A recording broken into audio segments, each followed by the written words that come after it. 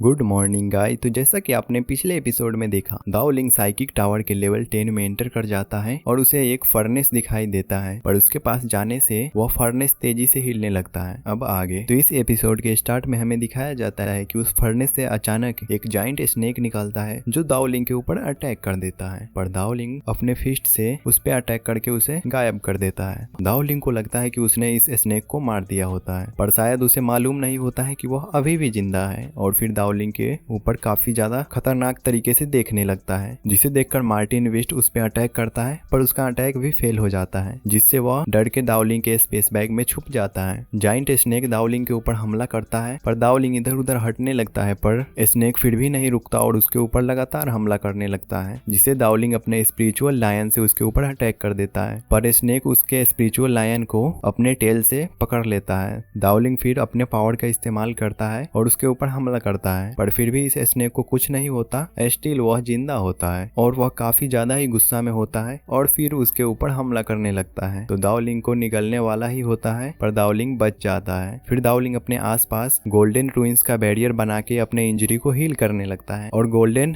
Elixir को absorb करने की कोशिश करता है। तभी उसके ऊपर वह जाइंट स्नेक हमला करके उसके बैरियर को तोड़ने लगता है, पर दाओलिंग अपने स्पेस बैग से जेड आइटम निकालता है जो कि उसे तुरंत ही हील कर देता है। अब जैसे ही स्नेक उसके ऊपर हमला करने वाला होता है, तभी दाओलिंग उस फर्नेस को टच करता है, जिसके कारण वो फर्नेस एक्टिवेट हो जाता है, जिसके प्रेशर से स्नेक वहां से गायब हो जाता है और दाओलिंग को 4 सीक्रेट टेक्निक मिलता है जो कि उसे एब्सॉर्ब कर लेता है। अब एब्सॉर्ब करने के बाद दाओलिंग सोल रिदम के 4th स्टेज पे पहुंच जाता है और उसे वही लड़की का आवाज सुनाई देती है जो कि उसे बोल रही होती है कि तुम अगर 2 फायर को मर्ज कर लो तो तुम यिंग यांग टेक्निक को परफॉर्म कर सकते हो और एक पावरफुल अटैक बना सकते हो, जिस पर दाओलिंग ध्यान लगाने लगता है और दोनों फायर को मर्ज करके यिंग यांग टेक्निक को बना लेता है और ऊपर की तरफ अटैक कर देता है, जिसके कारण यह रूम डिस्ट्रॉय होने लगता है, जिससे दाओलिंग डर के बाहर भागने लगता है और उस फर्नेस को भी अपने स्पेस बैग में रख लेता है और वहां से चला जाता है। फिर वह चलते चलते सोचने लगता है यह टेक्निक काफी पावरफुल है, मुझे इस टेक्निक को काफी सोच समझ के यूज करना चाहिए, और आगे चलने लगता है। तभी उसके सामने थोड़ा सा ब्लड गिरा हुआ दिखाई देता है, जिसे देखकर वह उसे छूने लगता है और बोलता है कि यह तो काफी ताजा है। तभी उसमें से मार्शल किंग निकलता है और वहां से सीधे चलने लगता है और आगे एक बॉक्स को